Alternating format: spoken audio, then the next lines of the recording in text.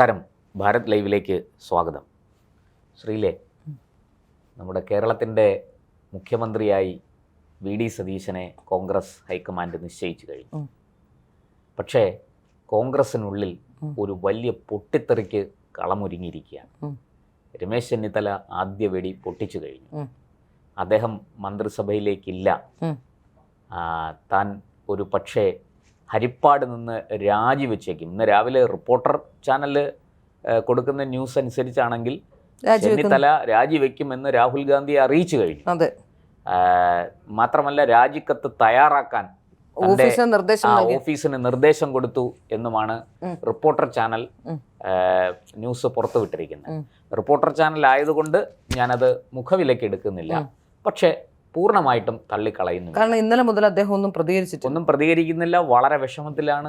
ഗുരുവായൂർ പോകുന്നു. അതെ, അദ്ദേഹം തൻ്റെ സീനിയോറിറ്റി മുൻനിർത്തി 2.5 വർഷത്തേക്കെങ്കിലും മുഖ്യമന്ത്രിയായി ആ കസേരയിൽ തന്നെ ഹൈക്കമാൻഡ് ഇരുത്തുമെന്നും 2.5 വർഷത്തിന് ശേഷം ഒരു സമവായത്തിന്റെ അടിസ്ഥാനത്തിൽ താൻ മാറിക്കൊടുക്കാം എന്നുമുള്ള ഒരു തീരുമാനം ഹൈക്കമാൻഡിൻ്റെതായി വരും എന്ന പ്രതീക്ഷയിലായിരുന്നു അദ്ദേഹം.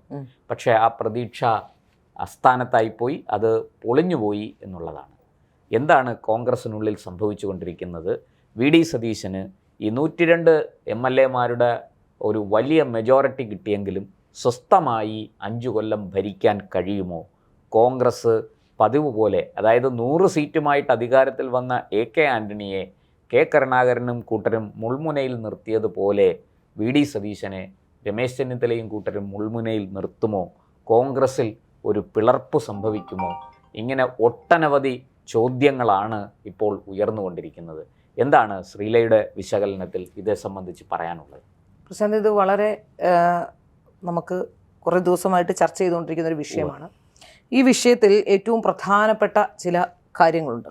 ഇപ്പോൾ പ്രശാന്ത് ചോദിച്ചല്ലോ, 102 MLA-മാരുമായി ഭരിക്കാനിറങ്ങിയ, ഒരുപക്ഷെ ഇതിൽ രമേശ് ചെന്നിത്തല, KC വേണുഗോപാൽ, അതുപോലെ തന്നെ വി.ഡി. സതീശൻ, ഈ 3 പേരിൽ ഏറ്റവും യോഗ്യനാര് എന്നതിനെ സംബന്ധിച്ചുള്ള തർക്കങ്ങളും പ്രശ്നങ്ങളും ഒക്കെ നടക്കുമ്പോൾ നമുക്ക് സ്വാഭാവികമായും, അതുമാത്രമല്ല ഈ 3 പേരല്ല, ഇനി വേണമെങ്കിൽ കെ മുരളീധരനെ പോലും മുഖ്യമന്ത്രി സ്ഥാനത്തേക്ക് പരിഗണിക്കാവുന്ന ഒരാളാണ്. തിരുവഞ്ചൂർ രാധാകൃഷ്ണനെ പരിഗണിക്കാമായിരുന്നു. അങ്ങനെ നിരവധി നേതാക്കന്മാർ, P.K. കുഞ്ഞാലിക്കുട്ടിയെ പോലും പരിഗണിക്കാം. കാരണം അദ്ദേഹം അത്ര സീനിയറാണ്, സീനിയോറിറ്റി ഉണ്ട്. അങ്ങനെ മറ്റൊരു കാര്യം കൂടിയുണ്ട്.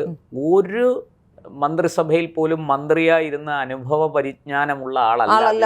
അത് മാത്രമല്ല, അത് ഞാൻ പറയാൻ വരുന്നത് അതിന് മുമ്പോട്ടുള്ള കുറച്ച് കാര്യങ്ങൾ പറയാനുണ്ട്. ഇതിനു മുമ്പ് നമുക്കറിയാം, രമേശ് ചെന്നിത്തല പ്രതിപക്ഷ നേതാവിരുന്ന കാലഘട്ടം നമുക്കറിയാം. രമേശ് ചെന്നിത്തലയെക്കുറിച്ച് ആദ്യം പറഞ്ഞാൽ 14 വയസ്സിൽ KSU പ്രസിഡന്റായി തുടങ്ങി, KSUവിൻ്റെ ഭാരവാഹിയായി തുടങ്ങി. അവിടെ നിന്ന് 26-ാമത്തെ വയസ്സിലോ 26-ാമത്തെ വയസ്സിൽ MLA ആയി, 30-ാം വയസ്സിൽ മന്ത്രിയായി, 30-ാം വയസ്സിൽ മന്ത്രിയായി. അങ്ങനെ കടന്നു വന്ന ഒരാളാണ് രമേശ് ചെന്നിത്തല. അപ്പോൾ രമേശ് ചെന്നിത്തലയെ സംബന്ധിച്ചിടത്തോളം വളരെ പ്രാഗൽഭ്യമുള്ളൊരു നേതാവാണ്. മറ്റുള്ള നേതാക്കന്മാരെ വെച്ച് നോക്കിയാൽ ഒരുപക്ഷെ ഇതുവരെ അത്തരം വിവാദങ്ങളൊന്നും തന്നെ, വലിയ രീതിയിലുള്ള വിവാദങ്ങൾ അദ്ദേഹം ഉണ്ടാക്കിയിട്ടില്ല എന്നുള്ളതാണ് ഏറ്റവും പ്രധാനപ്പെട്ട കാര്യം. വളരെ പക്വതയുള്ള ഒരാളാണ്. കേരളത്തിന്റെ മുഖ്യമന്ത്രിയാകാൻ സർവ്വതാ യോഗ്യനായ ഒരാളാണ് എന്ന കാര്യത്തിൽ സംശയമൊന്നുമില്ല. തെളിയിച്ച ഒരാൾ കൂടി ആളാണ്. അപ്പം നമുക്ക് മനസ്സിലാക്കാൻ സാധിക്കുന്നത്, വളരെ കൃത്യമായി തന്നെ ഈ സതീശൻ ഇപ്പോഴല്ല, നേരത്തെ തന്നെ ഇതുമായി ബന്ധപ്പെട്ട പണികൾ തുടങ്ങിയിരുന്നു എന്നാണ്. നേരത്തെ മന്ത്രിസ്ഥാനം കിട്ടാത്തതിൽ പ്രതിഷേധിച്ച് ഹരിത MLA-മാരുടെ ഗ്രൂപ്പ് ഉണ്ടാക്കി അന്ന് വി.ഡി. സതീശൻ സമ്മർദ്ദത്തിലാക്കി കാട്ടിക്കൂട്ടിയ കാര്യങ്ങൾ നമുക്കറിയാവുന്ന കാര്യമാണ്. അപ്പോൾ വളരെ പടിപടിയായി, വളരെ കൃത്യമായ അജണ്ടയുമായി വന്ന് വളരെ കൃത്യമായി തന്നെ ആ രീതിയിൽ മുന്നോട്ട് പോയ ഒരാളാണ് വി.ഡി. സതീശൻ. വി.ഡി. സതീശൻ കളമറിഞ്ഞു കളിച്ചു ഇത്തവണ എന്നുള്ളതാണ്. യഥാർത്ഥത്തിൽ കോൺഗ്രസോ ഹൈക്കമാൻഡോ അല്ല ഇത്തവണ മുഖ്യമന്ത്രിയെ തീരുമാനിച്ചത്, പാണക്കാട് തങ്ങളും ജമാഅത്തെ ഇസ്ലാമിയുമാണ്. അവിടെ ഏറ്റവും പ്രധാനമായി മിനിഞ്ഞാന്ന് വൈകുന്നേരം വരെ KC വേണുഗോപാൽ എന്ന ഒറ്റപ്പേരിലേക്ക് ഫോക്കസ് ചെയ്തിരുന്ന AICC നേതൃത്വം പെട്ടെന്ന് ഒരു ഭീഷണിയുടെ പുറത്താണ് മാറിയത് നമുക്കറിയാം. അതായത് വയനാട് അമേഠിയാക്കും, വയനാട്ടിലേക്ക് ഇനി വരേണ്ടതില്ല എന്ന് പറയുമ്പോൾ, വയനാടാണ് എനിക്ക് തോന്നുന്നു ഇന്ത്യയിലെ ഏറ്റവും സുരക്ഷിതമായി കോൺഗ്രസിന് മത്സരിക്കാൻ, കണ്ണും പൂട്ടി ആര് മത്സരിച്ചാലും ജയിക്കുന്നൊരു മണ്ഡലം വയനാടാണ്. കാരണം വയനാട് രൂപീകൃതമായ അന്ന് മുതൽ ഇന്ന് വരെ കോൺഗ്രസ് അല്ലാതെ മറ്റൊരു രാഷ്ട്രീയ പാർട്ടിയും അവിടെ ഇല്ല. അവിടുത്തെ ഡെമോഗ്രഫി, അങ്ങനെ ഒരുപാട് ഘടകങ്ങൾ കോൺഗ്രസിന് അനുകൂലമാണ്. കേവലം വയനാട് മാത്രം കാണിച്ചല്ല ഭീഷണിപ്പെടുത്തിയിരിക്കുന്നത്. അല്ല, എന്തൊക്കെയോ തീർച്ചയായിട്ടും വളരെ ദുരൂഹം. കാരണം എന്താണെന്ന് വെച്ചാൽ, ഈ വയനാടിന്റെ കാര്യത്തിൽ ശ്രീല പറഞ്ഞത് വളരെ ശരിയാണ്. വയനാടിനെ മുസ്ലിം ലീഗ് വിചാരിച്ചാൽ മറ്റൊരു അമേഠിയാക്കാൻ ആക്കാൻ പറ്റും. ഏതെങ്കിലും ഒരു ഈ പറഞ്ഞതുപോലെ എതിർ രാഷ്ട്രീയ പാർട്ടിയിലുള്ള ഒരാളെ വിജയിപ്പിച്ചെടുക്കാൻ സാധിക്കും അവിടെ. അതിനുള്ള പണി കൊടുക്കാൻ മുസ്ലിം ലീഗിന് കഴിയും. പക്ഷേ ഈ പ്രിയങ്കയ്ക്കോ രാഹുലിനോ സേഫായ വേറെ മണ്ഡലം കേരളത്തിലുണ്ട്. ഉദാഹരണത്തിന് എറണാകുളത്ത് അവർ മത്സരിക്കുമെങ്കിൽ തീർച്ചയായിട്ടും നല്ല ഭൂരിപക്ഷത്തിൽ. പക്ഷേ കേരളത്തിലെ ഒരു സാഹചര്യം അനുസരിച്ച് നോക്കുകയാണെങ്കിൽ ഇപ്പോ സത്യം പറഞ്ഞാൽ ന്യൂനപക്ഷ പ്രീണനം വളരെ കൂടുതലാണ്. അല്ല, അത് ന്യൂനപക്ഷ പ്രീണനം എന്നുള്ളത് രണ്ട് തരത്തിലാണ്. കൃത്യമായിട്ട് മുസ്ലിം മുസ്ലിം പ്രീണനമാണ് കൂടുതൽ നടക്കുന്നത്. ക്രിസ്ത്യൻ മുസ്ലിം പ്രീണനമാണ് ഏറ്റവും പ്രാമുഖ്യത്തോടെ. അത് എനിക്ക് അതിനെക്കുറിച്ച് ഒറ്റ വരിയിൽ ഞാനൊരു സത്യത്തിൽ സോഷ്യൽ മീഡിയയിൽ കണ്ട ഒരു വരിയാണ്, ഒരാൾ എഴുതിയിരുന്നതാണ്. അതായത് വിജയേട്ടൻ BJPക്ക് 3 സീറ്റ് സമ്മാനിച്ചു. വളരെ അർത്ഥവത്താണ് കേട്ടോ. സതീശൻ അത് 30 ആക്കുമോ എന്നാണ് ഒരു ചോദ്യം. അത് തീർച്ചയായും സംഭവിക്കുന്നതാണ്. ഇവിടെ രണ്ട് കാര്യങ്ങളുണ്ട് കേട്ടോ. ഒന്ന്, BJP വിജയിച്ചത് BJPയുടെ ബലം കൊണ്ടല്ല. അത് ഈ കഴിഞ്ഞ 10 വർഷം പിണറായി വിജയൻ നടത്തിയ ദുർഭരണത്തിന്റെ ജനദ്രോഹ ഭരണത്തിന്റെ ഫലമായിട്ട് 3 സീറ്റുകളിൽ, അതായത് ഈ UDFും കണക്കാണ്, അതുകൊണ്ട് ഇവരെ ജയിപ്പിച്ചിട്ട് കാര്യമില്ല, നമുക്ക് BJP ഒന്ന് പരീക്ഷിച്ചു നോക്കാം എന്ന മട്ടിൽ 3 സീറ്റിൽ BJPയെ ജനങ്ങൾ വോട്ട് ചെയ്ത് അവിടുത്തെ ആ മണ്ഡലത്തിലെ വോട്ടർമാർ വോട്ട് ചെയ്ത് ജയിപ്പിച്ചതാണ് എന്ന ഒരർത്ഥമുണ്ട്. അത് സതീശൻ ഇടപെട്ട് 3നെ 30 ആക്കുമോ വെച്ചാൽ അവിടെയും BJPയുടെ കഴിവുകൊണ്ടല്ല, ഈ മറ്റുള്ളവരുടെ കഴിവുകൊണ്ടാണ്. പിണറായി വിജയൻ നടത്തിയ പ്രീണനവും മറ്റു കാര്യങ്ങളും ഈ ജനദ്രോഹ സ്വാഭാവികമായി അതുണ്ടാവും.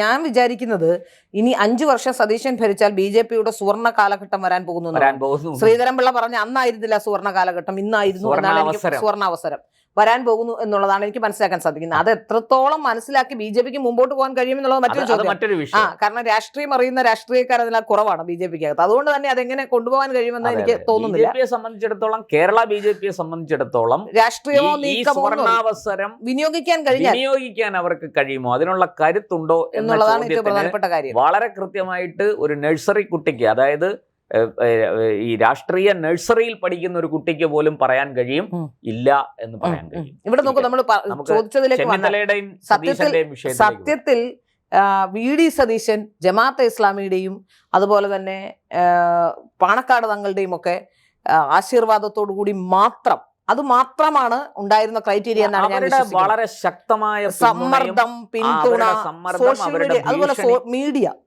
മീഡിയ സത്യത്തിൽ മീഡിയ വളരെ ലാളിച്ച് വളർത്തുന്ന ഒരാളാണ് ഈ മാത്രമല്ല VD സതീശൻ എന്ന് വ്യക്തമായി മനസ്സിലാക്കാൻ. ശ്രീലെ ശ്രദ്ധിച്ചാൽ ഒരു കാര്യം മനസ്സിലാവും. ഈ കഴിഞ്ഞ ഈ ക്യാമ്പയിൻ, പ്രത്യേകിച്ച് വോട്ടെടുപ്പ് കഴിഞ്ഞതിന് ശേഷം പിന്നെ VD സതീശനെതിരെ ഒരു വാർത്ത പുറത്തു വന്നു. ബിഗ് TV-യാണ് ആ വാർത്ത. അതായത് VD സതീശൻ കർണാടകയിൽ പോയിട്ട് NDA നേതാക്കളെ, NDA എന്ന് പറയുന്ന BJP നേതാക്കളല്ല, അവിടെ കുമാരസ്വാമിയുടെ ജനതാദളുണ്ട്, ആ ജനതാദളിലെ നേതാക്കളെ കണ്ടു, ചർച്ച നടത്തി എന്നാണ്. പ്രത്യേകിച്ചും അതിനകത്ത് ചില മുസ്ലിം നേതാക്കളെ കണ്ടു. വാസ്തവത്തിൽ കുറെ കൂടെ വ്യക്തമായിട്ട് പറഞ്ഞാൽ ഈ കുമാരസ്വാമിയുടെ ജനതാദളിലെ മുസ്ലിം നേതാക്കളെ മാത്രമല്ല അദ്ദേഹം കണ്ടത്, അദ്ദേഹം മറ്റു പല ഈ മംഗലാപുരം കേന്ദ്രീകരിച്ച്, പ്രത്യേകിച്ചും തെക്കൻ കർണാടക, ഈ തെക്കൻ കർണാടകയ്ക്ക് മറ്റൊരു പ്രത്യേകതയുണ്ട്. വളരെ വലിയ രീതിയിൽ തീവ്രവാദികൾക്ക്, ഭീകരവാദികൾക്ക് മേലോട്ടമുള്ള ഒരു സ്ഥലമാണ്. നമുക്കറിയാം, ഇന്ത്യൻ മുജാഹിദീൻ എന്ന് പറയുന്ന റിയാസ് ഭട്കൽ ഉൾപ്പെടെ, ഭട്കൽ ഗ്രാമം അവിടെയാണ് സ്ഥിതി ചെയ്യുന്നത്. ആ ഭട്കൽ ഉൾപ്പെടെയുള്ളവർ പ്രവർത്തന കേന്ദ്രമാക്കിയ ഒരു പ്രദേശമാണ്. അവിടെ ഉള്ള നേതാക്കളെ കാണാനാണ് സതീശൻ പോയത്. അതിനുശേഷമാണ് ഈ വലിയ മാറ്റങ്ങൾ ഈ ചർച്ചയിൽ. ബിഗ് TV ആ വാർത്ത സംപ്രേഷണം ചെയ്തു, പക്ഷെ ഇത്രയും വിശദമായിട്ട് കൊടുത്തില്ല. നമ്മൾ മനസ്സിലാക്കേണ്ടത് കേരളത്തിലെ വേറെ ഒരൊറ്റ ചാനൽ അതിൽ തൊട്ടിട്ടില്ല. ജമാഅത്ത് ഇസ്ലാമിയുടെ മീഡിയ 1 തൊട്ടിട്ടില്ല. ഏഷ്യാനെറ്റ്, എന്നെ അത്ഭുതപ്പെടുത്തിയത് അതാണ്, ഏഷ്യാനെറ്റ് തൊട്ടിട്ടില്ല. ഏഷ്യാനെറ്റ് തൊട്ടിട്ടില്ലെന്ന് മാത്രമല്ല, കഴിഞ്ഞ ദിവസം TG മോഹൻദാസ് ഒരു ചർച്ചയിൽ ചൂണ്ടിക്കാണിച്ചൊരു കാര്യമുണ്ട്. ഈ VD സതീശനെതിരെ ചർച്ചയിൽ ആരെങ്കിലും എന്തെങ്കിലും പറഞ്ഞാൽ കോൺഗ്രസ് ഏഷ്യാനെറ്റിന്റെ PG സുരേഷ് കുമാർ അതിനെതിരെ പൊട്ടിത്തെറിക്കുന്ന, സുരേഷ് കുമാർ മാത്രമല്ല, സ്മൃതി എന്താണ് ഈ കാണിച്ചുകൊണ്ടിരിക്കുന്നത്, റിപ്പോർട്ടർ ചാനലിലെ സ്മൃതി, ഇതുപോലെ എല്ലാ ചാനലുകളിലും എനിക്ക് തോന്നുന്നില്ല ഇവരുടെയൊക്കെ അച്ഛനെയും അമ്മയും പറഞ്ഞാൽ പോലും ഇത്ര രൂക്ഷമായ ആക്രമണം അഴിച്ചു വിടുമെന്ന് എനിക്ക് തോന്നുന്നില്ല. അതുപോലത്തെ ആക്രമണം ഒരു സാഹചര്യം ഉണ്ടായിരുന്നു. ഇത് പിന്നീട് അതിന് 2-3 കാരണമുണ്ട് കേട്ടോ. ഒരുപക്ഷെ എനിക്ക് തോന്നുന്നു ഇടതുപക്ഷം അവസാന കാലഘട്ടത്തിൽ അവർ വിചാരിച്ചത് പട നയിച്ചു എന്ന രീതിയിൽ പട നയിച്ചത് രാഹുൽ മാങ്കൂട്ടവുമായി ബന്ധപ്പെട്ടാണ്. രാഹുൽ മാങ്കൂട്ടത്തെ പുറത്താക്കാൻ ഒരു നിലപാടെടുത്തു എന്ന തരത്തിൽ വലിയൊരു നേതാവ്, ഒരു വലിയ മാന്യനായ സംസ്കാര സമ്പന്നനായ ഒരു നേതാവ് എന്ന് പറഞ്ഞുകൊണ്ട് അത്തരത്തിലൊരു വലിയ സ്ത്രീകളെ സംരക്ഷിക്കുന്ന നേതാവ്, അങ്ങനെ ഒരു ഇടതുപക്ഷം, അതിനേക്കാളും ബലവത്തായ ഒരു കാരണമുണ്ട്. ഇടതുപക്ഷ സ്ത്രീകളും ഒക്കെ അതിന് ഈ നമ്മുടെ മാധ്യമ പ്രവർത്തകർക്ക് വളരെ കൃത്യമായിട്ട് പിണറായി വിജയനോട്, കമ്മ്യൂണിസ്റ്റ് പാർട്ടിയോട് വിരോധമൊന്നുമില്ല. കമ്മ്യൂണിസ്റ്റ് പാർട്ടിയോട് അവർക്ക് വലിയ സ്നേഹമുണ്ട്. പക്ഷെ പിണറായി വിജയൻ എന്ന മുഖ്യമന്ത്രിയോട്, നേതാവിനോട് കടുത്ത വിരോധം കേരളത്തിലെ മാപ്രകൾക്കുണ്ട്. അതാണ് അവിടെ ഒരു ബദൽ. അതായത് പിണറായി വിജയന് ബദൽ ആര്? അത് ഈ പറഞ്ഞതുപോലെ രമേശ് ചെന്നിത്തലയോ KCയോ ഒന്നും അല്ല. ഇതിൽ വേറൊരു കാര്യം നമുക്ക് മനസ്സിലാക്കാൻ സാധിക്കുന്നത്, ഇപ്പോ ഇവർ പറയുന്ന ഒരു കാര്യം, ഈ ഒരു നറേറ്റീവ് ഉണ്ടാക്കിയത് പട നയിച്ചവൻ ഭരിക്കട്ടെ എന്നുള്ളതാണ്. എന്തു പടയാണ്? ഏതെങ്കിലും ഒരു മണ്ഡലത്തിൽ പോയി കേരളം ഒട്ടാകെ നടന്ന് ക്യാമ്പയിൻ നടത്തിയ ഒരാളാണോ പിന്നെ VD സതീശൻ? യാത്ര നടത്തി. ആ യാത്ര നടത്തി എന്നുള്ളതല്ലാതെ കേരളം ഒട്ടാകെ ഈ തെരഞ്ഞെടുപ്പ് കാലത്ത് ഒരു ക്യാമ്പയിൻ നടത്തുന്നില്ല. ചിലപ്പോ ഒരുപക്ഷെ പറവൂരിൽ പോലും നിരങ്ങി ജയിച്ച ഒരാളാണെന്ന രീതിയിലായിരുന്നു ആദ്യഘട്ടങ്ങളിലൊക്കെ പൊക്കോണ്ടിരുന്നത്. തുടക്കത്തിൽ അദ്ദേഹത്തിന് വലിയ ഭീഷണി ഉണ്ടായിരുന്നു. ഒരുപക്ഷെ തോറ്റുപോകുന്നത് പോലും സംശയമുണ്ടായിരുന്ന ഒരാളാണ് VD സതീശൻ എന്നാണ് എനിക്ക് തോന്നുന്നത്. VD സതീശൻ കേരളം മുഴുവനും ഓടി നടന്ന് പ്രചാരണം നടത്തിയോ ഇല്ലയോ എന്നുള്ളതിനേക്കാൾ കൂടുതൽ ഞാൻ മനസ്സിലാക്കുന്ന കേരളത്തിലെ മാധ്യമങ്ങൾ അദ്ദേഹത്തിന് ഒരു വലിയ ഹൈപ്പ് കൊടുത്തിരുന്നു. അതൊരു സത്യമാണ്. അല്ല, ഇവിടെ VD സതീശൻ കേരളത്തിന്റെ മുഖ്യമന്ത്രിയാകാൻ യോഗ്യനാണോ അല്ലയോ എന്നുള്ള കാര്യമല്ല, അദ്ദേഹത്തിന് യോഗ്യത ഉണ്ട് എന്ന് തന്നെയാണ് ഞാനും കരുതുന്നത്. പക്ഷേ ആ വന്ന വഴി ആണ് ചോദ്യം ചെയ്യപ്പെടേണ്ടത്. അത് മാത്രമല്ല, സീനിയോറിറ്റി ഉള്ള ഒരുപാട് സീനിയോറിറ്റി എല്ലാം അവിടെ നിൽക്കട്ടെ. ഞാൻ പറഞ്ഞത് കോൺഗ്രസ് ഹൈക്കമാൻഡും കോൺഗ്രസും തീരുമാനിക്കേണ്ടതാണ്. പക്ഷേ മുസ്ലിം ലീഗിന് എന്തിനാണ് ഇത്രയേറെ അപ്രമാദിത്വം ഇതിൽ കൊടുത്തത്? മുസ്ലിം ലീഗിന്റെ ഭീഷണി, മുസ്ലിം ലീഗിന്റെ സമ്മർദ്ദം എന്തിനാണ് ഇതിനകത്ത് കടന്നു വരുന്നത്? ഇപ്പോൾ പറയുന്നത് ജനഹിതം അറിഞ്ഞുകൊണ്ടാണ്. കാരണം കേരളത്തിലെ ജനങ്ങളെല്ലാം പ്രിയങ്ക ഗാന്ധിക്ക് കത്തയച്ചു, AICCക്ക് കത്തയച്ചു എന്നൊക്കെയാണ് പറയുന്നത്. അങ്ങനെയാണെങ്കിൽ രാജസ്ഥാൻ മുഴുവൻ സച്ചിൻ പൈലറ്റിനായി നിലകൊണ്ട സമയത്താണ് അശോക് ഗെഹ്ലോട്ടിന് വേണ്ടി നിന്നത്. അപ്പൊ മുഖ്യമന്ത്രിയാക്കാൻ നിന്നത്. ആ സമയത്ത് ജനഹിതമൊന്നും അവിടെ ഇരിക്കട്ടെ. ഈ ക്യാമ്പയിൻ നമ്മൾ മനസ്സിലാക്കേണ്ടത്, VD സതീശന് വേണ്ടി ഈ ക്യാമ്പയിൻ കേരളത്തിൽ അങ്ങോളം ഇങ്ങോളം നടത്തിയത് മുസ്ലിം ലീഗാണ്, ജമാഅത്ത് ഇസ്ലാമി, പോപ്പുലർ ഫ്രണ്ട് ആണ്. അവർക്കൊക്കെയാണ് VD സതീശൻ വരേണ്ട താല്പര്യവും ആഗ്രഹവും അവരുടേതാണ്. ഇരിക്കട്ടെ, ഞാൻ പറഞ്ഞു വന്നത് ഏതായാലും സതീശന് മുന്നോട്ട് പോക്ക് അത്ര എളുപ്പമാവില്ല എന്നുള്ളതാണ് ഏറ്റവും പ്രധാനപ്പെട്ട കാര്യം. ഇപ്പൊ തന്നെ രമേശ് ചെന്നിത്തല ഒരു സമ്മർദ്ദ തന്ത്രവുമായി നിൽക്കുന്നു എന്നാണ് ഞാൻ മനസ്സിലാക്കുന്നത്. പക്ഷേ രമേശ് ചെന്നിത്തല രാജിവെച്ച്, കാരണം വളരെ ചെറുപ്പകാലത്ത് തുടങ്ങിയതാണ്, അതുകൊണ്ട് തന്നെ രാജിവെച്ച് പുറത്തു പോകുന്നൊന്നും ഞാൻ വിചാരിക്കുന്നില്ല. ഒരു സമ്മർദ്ദ തന്ത്രം രാജിവെച്ച് പുറത്തു പോകുന്നതല്ല, അദ്ദേഹം രാജിവെച്ച് BJPയിൽ ചേരുമോ എന്നൊരു ചോദ്യം കൂടി ഉയരുന്നുണ്ട്. അതെ, ഈ പറഞ്ഞതുപോലെ പക്ഷെ ഒരു ഏറ്റവും നല്ല പോസിബിലിറ്റി അദ്ദേഹത്തിന് ഒരുപക്ഷെ രാജിവെച്ച് BJPയിൽ പോകുന്നതാണ്. ജീവിതത്തിൽ ഒരിക്കലും, ഇനി 1ാമത് വയസ്സായി, ജീവിതത്തിൽ ഇനി അടുത്ത കാലത്തെങ്കിലും കേന്ദ്രമന്ത്രിസ്ഥാനത്തിലേക്കോ അല്ലെങ്കിൽ എന്തെങ്കിലും മുഖ്യമന്ത്രിയാകാൻ സാധിക്കില്ല, ഏതെങ്കിലും തരത്തിൽ കേന്ദ്രമന്ത്രിയാകാൻ സാധിക്കില്ല. ജീവിതകാലം മുഴുവൻ MLA മാത്രമായി തുടരും എന്നുള്ളതാണ് ഇപ്പൊ തന്നെ പിണറായി വിജയൻ എടുത്ത ബുദ്ധിപരമായ തീരുമാനം. കണ്ടില്ലേ, പിണറായി വിജയൻ 40 വാഹനങ്ങളുടെ അകമ്പടിയോടെ നടന്നിരുന്ന പിണറായി വിജയൻ ഇപ്പോ മാറി നിന്ന് പ്രതിപക്ഷ നേതാവല്ല, വെറും ഒരു MLA ആയി തുടരില്ല എന്നുള്ളത് നമുക്ക് ബോധ്യം വന്നില്ലേ. അപ്പോഴും ക്യാബിനറ്റ് പദവിയും ബാക്കിയുള്ള സുഖസൗകര്യങ്ങളും എല്ലാം അദ്ദേഹത്തിന് ലഭ്യമാണ്. അതൊരു ബുദ്ധിപരമായ തീരുമാനമാണ്. അതേപോലെയുള്ള അദ്ദേഹത്തിന്റെ ബുദ്ധിപരമായ തീരുമാനമാണത്. അവസാന കാലത്ത് വെറുതെ ഒരു MLA മാത്രമായി തുടരുന്നില്ല എന്നുള്ള തീരുമാനം. ബാലഗോപാലിനെ ആരെങ്കിലും പ്രതിപക്ഷ ഉപനേതാവായിട്ട് വെച്ചാൽ മതി. ഞങ്ങൾ 25 പേരുമായിട്ട്.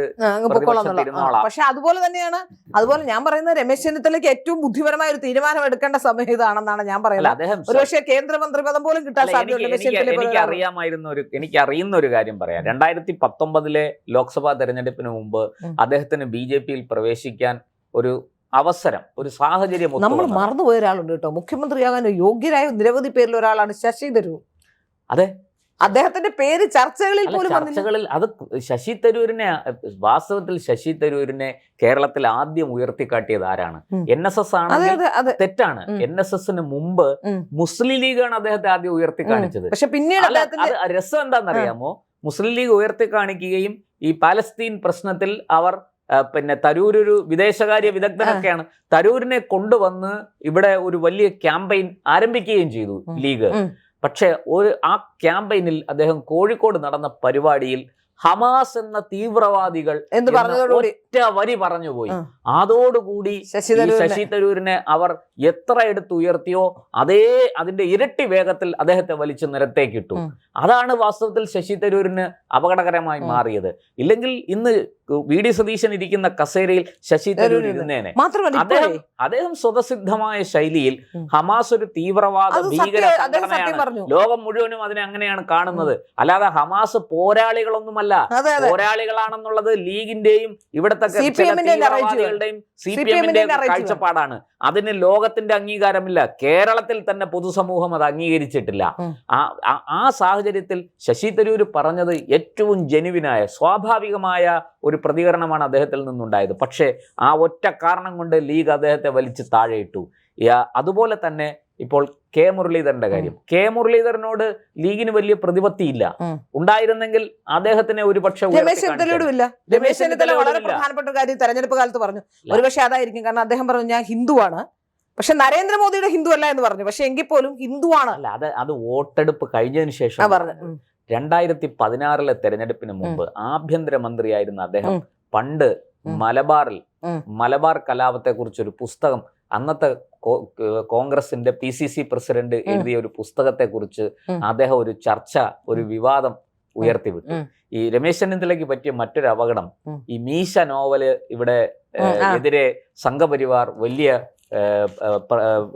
പിന്നെ എന്താ പറയാ പ്രതിഷേധങ്ങൾ ഉയർത്തിയപ്പോൾ അന്ന് ഇദ്ദേഹം പറഞ്ഞു, പിന്നെ ഹരീഷിന്റെ എൻ്റെ മകൻ ഒരു പ്രസാധക പബ്ലിഷിംഗ് കമ്പനിയുണ്ട്, ഇത് മറ്റുള്ളവർ ഈ പുസ്തകം ഈ നോവൽ പ്രസിദ്ധീകരിക്കാൻ തയ്യാറായില്ലെങ്കിൽ ഞാൻ എൻ്റെ മകന്റെ കമ്പനിയിൽ നിന്ന് അത് പുസ്തകം അച്ചടിച്ച് പ്രസിദ്ധീകരിക്കാൻ തയ്യാറാണ് എന്ന് പറഞ്ഞ് രംഗത്ത് വന്നു. നോക്കൂ, നായർ സ്ത്രീകൾ ക്ഷേത്രത്തിൽ പോകുന്നത് ലൈംഗികാസക്തിയോടെയാണ് എന്ന് പറഞ്ഞു വെച്ച ഒരു പുസ്തകമാണ്. അങ്ങനെയൊക്കെ എഴുതാനുള്ള സ്വാതന്ത്ര്യം ഹരീഷിനുണ്ട്. പക്ഷെ അതുപോലെ തന്നെ അതിനെ എതിർക്കാനും ചോദ്യം ചെയ്യാനുമുള്ള സ്വാതന്ത്ര്യം മറ്റൊരു കക്ഷിക്കുമുണ്ട്, നായർ സമുദായത്തിനുണ്ട്. അത് അല്ല, ഇപ്പൊ തന്നെ നോക്കൂ, ജമാഅത്തെ ഇസ്ലാമി പറഞ്ഞപ്പോ ഒരു പ്രശ്നവുമില്ല, അല്ലെങ്കിൽ മുസ്ലിം ലീഗ് പറയുമ്പോൾ ഒരു പ്രശ്നവുമില്ല. നേരെ മറിച്ച് ഇപ്പോ ജാതി രാഷ്ട്രീയം കളിക്കുകയാണ്, അല്ലെങ്കിൽ വർഗീയത പകർത്തുകയാണ് എന്നാണ് ഇപ്പൊ BJP-യുടെ സംസ്ഥാന അധ്യക്ഷൻ പറയുമ്പോഴോ, അല്ലെങ്കിൽ NSSന്റെ പറയുമ്പോഴോ, പറയുമ്പോൾ അത് വർഗീയതയാണ്. KPMSന്റെ സംസ്ഥാന ജനറൽ സെക്രട്ടറിക്കെതിരെ കൂടിയ ആരോപണം അങ്ങനെ വരാനുള്ളൂ. അതും താമസിയാതെ വരും. അപ്പോ ഞാൻ പറഞ്ഞു വന്നത്, ഈ നോവല് അച്ചടിച്ച് ഇറക്കാൻ പറഞ്ഞ രമേശ് ചെന്നിത്തല ആരെ തൃപ്തിപ്പെടുത്താനാണോ അത് പറഞ്ഞത്, അവർ തന്നെ ഇന്ന് അദ്ദേഹത്തിന്റെ ചങ്കിൽ കത്തികുത്തി ഇറങ്ങി. അപ്പൊ ഇനിയെങ്കിലും രമേശ് ചെന്നിത്തല ഈ സത്യം തിരിച്ചറിയണം. അദ്ദേഹത്തിന് ഇനിയൊരു അംഗത്തിന് ബാല്യമില്ല എന്ന് നമുക്ക് തോന്നുന്നുണ്ടെങ്കിലും അദ്ദേഹത്തിന് സത്യത്തിൽ ഈ ഒരു സാഹചര്യത്തിൽ ഏറ്റവും നല്ല സാഹചര്യമാണ്, ഏറ്റവും അനുകൂല സാഹചര്യമാണ്. അതായത് കേരളത്തിലെ കോൺഗ്രസിനെ പൊളിച്ച് പുറത്ത് കാണിക്കാൻ, അതായത് പൊതുസമൂഹത്തിന്റെ മുമ്പിൽ കാണിക്കാൻ കിട്ടിയ ഒരു അവസരമാണ്. അദ്ദേഹം അത് നന്നായിട്ട് വിനിയോഗിക്കണം. അദ്ദേഹം മാത്രമല്ല എനിക്ക് പറയാനുള്ള കാര്യം, കോൺഗ്രസിനുള്ളിലെ നിരവധി MLA-മാർ, പ്രത്യേകിച്ചും കെ മുരളീധരനെയും തിരുവഞ്ചൂർ രാധാകൃഷ്ണനെയും PC വിഷ്ണുനാഥിനെയും പോലെയുള്ള MLA-മാർ, നിങ്ങൾ ഓർത്തുകൊള്ളൂ, നിങ്ങൾക്കും വരാൻ പോകുന്നത് ചെന്നിത്തലയുടെ അതേ ഗതിയാണ്. തീർച്ചയായിട്ടും നാളെ മുസ്ലിം ലീഗിന്റെ പാണക്കാട് തറവാട്ടിന്റെ തിണ്ണ നിരങ്ങേണ്ട സാഹചര്യമാണ് നിങ്ങൾക്കും.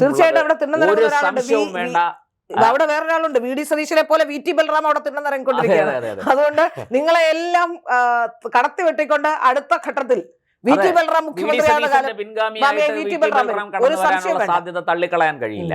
അതുകൊണ്ട് രമേശ് ചെന്നിത്തലയും കോൺഗ്രസിനുള്ളിലെ മറ്റ് MLA-മാരും ഓർത്തുകൊള്ളുക, നിങ്ങൾ ചിന്തിക്കുക, നിങ്ങളുടെ ഭാവി.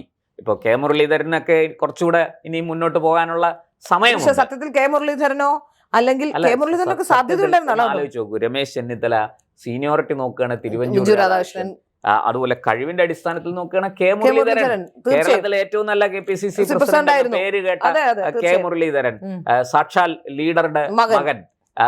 അദ്ദേഹത്തിനൊക്കെ യോഗ്യത ഇല്ലേ കേരളത്തിന്റെ മുഖ്യമന്ത്രി?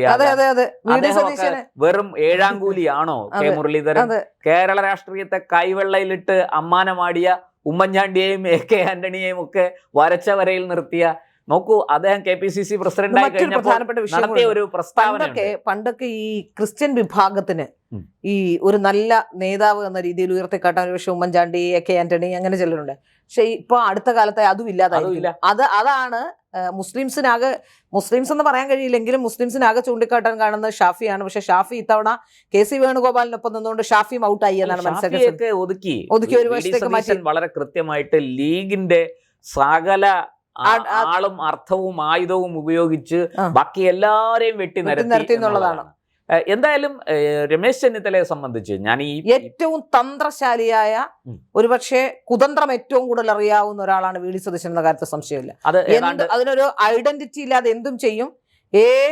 ഏത് പ്രവർത്തനത്തിലൂടെയും പണം ഉണ്ടാക്കാനും ഏത് പ്രവർത്തനത്തിലൂടെയും അധികാര സ്ഥാനത്തെത്താനും കഴിയാനുള്ള ഒരു കാലിബർ ഉണ്ട് എന്നുള്ളതാണ് എനിക്ക് മനസ്സിലാക്കാൻ സാധിക്കുന്നത്. അതാണല്ലോ ഹരിത MLA മാരെ അന്ന് മന്ത്രിയാകാത്തതിന്റെ ഫ്രസ്ട്രേഷൻ തീർത്ത ഹരിത MLA മാർ എന്ന് പറഞ്ഞിട്ട് ഒരു വിങ് തന്നെ ഉണ്ടാക്കി. അത്തരത്തിൽ ആ ഹരിത MLA മാർ ഇപ്പൊ എവിടെ?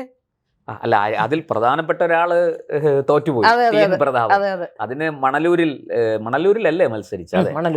പിന്നെ നമ്മുടെ അവിടുത്തെ BJP-യുടെ സ്ഥാനാർത്ഥിക്ക് നമോവാകാം. കാരണം പരമാവധി വോട്ട് പിടിച്ച് കോൺഗ്രസിനെ തോപ്പിച്ച് കൈ കൊടുത്തു എന്നുള്ളതാണ്.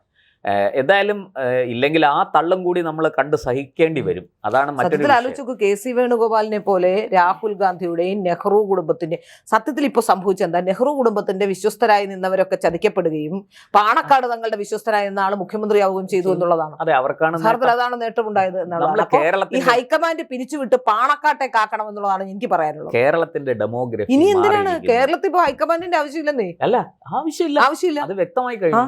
കാര്യങ്ങളെല്ലാം തീരുമാനിക്കുന്നത് പാണക്കാട്. അല്ല, എന്തായാലും നമുക്ക് ചർച്ച കൺക്ലൂഡ് ചെയ്യേണ്ടതുണ്ട്. രമേശ് ചെന്നിത്തല ഇനി എന്ത് ചെയ്യും? തീർച്ചയായും ഇപ്പൊ രമേശ് ചെന്നിത്തല ഒരു തന്ത്രം പയറ്റുന്നുണ്ടെന്നാണ്. ശക്തമായ സമ്മർദ്ദം ചെലുത്തി ആഭ്യന്തരമന്ത്രി, കാരണം ഒന്നിൽ ആഭ്യന്തരമന്ത്രി ഇല്ലെങ്കിൽ 3 മന്ത്രിമാർ വേണമെന്ന ആവശ്യം അദ്ദേഹം വെച്ചിട്ടുണ്ട്. KC വേണുഗോപാലിന് 8 മന്ത്രിമാരെ വേണമെന്ന ആവശ്യം അദ്ദേഹം മുന്നോട്ട് വെക്കുന്നു. ഭൂരിപക്ഷം KC വേണുഗോപാലിന് പോകണം. പക്ഷെ ഭൂരിപക്ഷത്തിലൊന്നും ഒരു കാര്യവുമില്ല എന്ന് ഇപ്പൊ തെളിയിച്ചു കഴിഞ്ഞു. മുഖ്യമന്ത്രി എന്ന് പറയുന്ന ഇതിൽ തന്നെ തെളിയിച്ചു കഴിഞ്ഞു. ഒരുപക്ഷെ മുസ്ലിം ലീഗ് പുറത്തു നിന്നാലും മുസ്ലിം ലീഗ് വിട്ടുപോയാലും യഥാർത്ഥത്തിൽ ഇവിടെ ഭരിക്കാനുള്ള മാൻഡേറ്റ് ഉണ്ടായിട്ട് കൂടി മുസ്ലിം ലീഗിനോടൊപ്പം ചേർന്ന് അല്ലെങ്കിൽ മുസ്ലിം ലീഗിന്റെ തൊഴുത്തിൽ പോയി അവരുടെ തൊഴുത്തിലേക്ക് വലിച്ചു കിട്ടുന്ന രീതിയിലേക്ക് ഇവിടുത്തെ ഹൈക്കമാൻഡും, ഹൈക്കമാൻഡ് എന്നൊന്നും എനിക്ക് സത്യം പറഞ്ഞാൽ ഹൈക്കമാൻഡ് എന്ന വാക്കുപോലും ഇപ്പൊ ഉച്ചരിക്കാൻ എന്ത് ഹൈക്കമാൻഡ്, ലോ കമാൻഡായി ഒരു ലോ കമാൻഡ് പോലും കൊടുക്കാൻ സാഹചര്യമില്ലാത്ത അവസ്ഥയിലേക്ക് മാറി എന്നുള്ളതാണ്. പാണക്കാട് തിട്ടൂരമാണ് ഇപ്പോ ഉണ്ടായിരിക്കുന്നത് എന്ന് മനസ്സിലാക്കാൻ സാധിക്കുന്നു. അത് ജനഹിതമല്ല. ജനഹിതം എന്ന് പറയുന്നത് വെറും കള്ളത്തരമാണ്. ജനഹിതമല്ല. കുറെ മാപ്രകൾ നിരന്നിരുന്ന് ജനഹിതം എന്ന് പറഞ്ഞുകൊണ്ടിരിക്കുകയാണ്. അതായത് നമ്മുടെ പിന്നെ ഏഷ്യാനെറ്റ് മുതൽ ഏറ്റവും ഒടുവിൽ ബിഗ് TV വരെയുള്ളവരുടെ നറേറ്റീവ് ജനഹിതം എന്ന് പറഞ്ഞുകൊണ്ടിരുന്നാൽ അത് ജനഹിതമാവില്ല. ഇത് ലീഗ് ഹിതമാണ് നടന്നിരിക്കുന്നത്, അല്ലാതെ മറ്റൊന്നുമല്ല. ഇവിടെ നമ്മൾ ഇന്നലെ കണ്ടില്ലേ, ഇന്നലെ തൊടുപുഴയെ കാണിച്ചു കണ്ടില്ലേ? തൊടുപുഴയിൽ ഇറങ്ങിയപ്പോ NSSന്റെ ജനറൽ സെക്രട്ടറിയെ SNDPയുടെ ജനറൽ സെക്രട്ടറിയൊക്കെ വിളിച്ച തെറിയ അത് അവർ അർഹിക്കുന്നത് തന്നെയാണ്. അല്ല, മറ്റൊരു കാര്യം, ഇതൊക്കെ വളരെ നേരത്തെ ആലോചിക്കുന്നത്.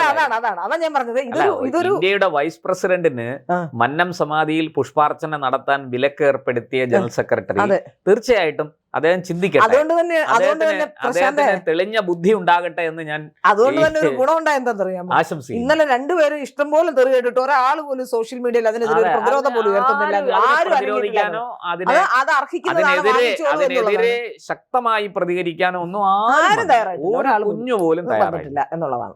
എന്തായാലും ഇത് കോൺഗ്രസിലെ MLA-മാർക്ക്, പ്രത്യേകിച്ചും രമേശ് ചെന്നിത്തലയും കെ മുരളീധരനും തിരുവഞ്ചൂർ രാധാകൃഷ്ണനും PC വിശ്വനാഥും M ലിജുവും ഒക്കെ അടങ്ങുന്ന MLA-മാർക്ക് പുനർവിചിന്തനം അവസരമാണ്. ഞാൻ ശ്രീല പറഞ്ഞത് വളരെ ഹിന്ദു നാമധാരിയായ ഞാൻ അവരെ ഹിന്ദു MLA-മാരെന്ന് പറയുന്നില്ല, നാമധാരിയായ MLA-മാർ. ഇനിയെങ്കിലും നിങ്ങൾ ചിന്തിക്കുക. ഈ പാണക്കാടിന്റെ പണക്കാട്ടെ തൊഴുത്തിൽ കെട്ടാനുള്ളതാണോ കോൺഗ്രസ്? പക്ഷെ എനിക്ക് തോന്നുന്നത് എന്താണെന്നറിയാമോ, ഇനി എല്ലാരും പാണക്കാടേക്ക് പോകുന്ന വ്യത്യസ്തരായി നിൽക്കാൻ ആരും ആകെ ഒരാളെ ഈ അടുത്ത കാലത്ത് കണ്ടത് മാത്യു കൊഴുനാടനാണ്. അതെ അതെ അതെ, ബാക്കി ആരും ഒരു പ്രതീക്ഷ അവിടെയാണ്. ബാക്കി എല്ലാരും വരിവരിയായി അങ്ങോട്ട് പോകുന്നത്. BJP-യിൽ നിന്ന് കോൺഗ്രസിലേക്ക് പോയ സന്ദീപ് വാര്യർ വരെ, സന്ദീപ് വാര്യർ ഇന്നലെ വീണ്ടും ഇറങ്ങില്ലോ. സുരേന്ദ്രനെ കുറ്റം പറയാനും അടുത്ത പിന്നെ എങ്ങനെയെങ്കിലും സുരേന്ദ്രനെയും BJP-യും 4 തെറി പറഞ്ഞു കഴിഞ്ഞാൽ പാണക്കാട് തങ്ങൾ പിന്നെ എടുത്ത് തലയിൽ വെക്കൊണ്ടാണ്.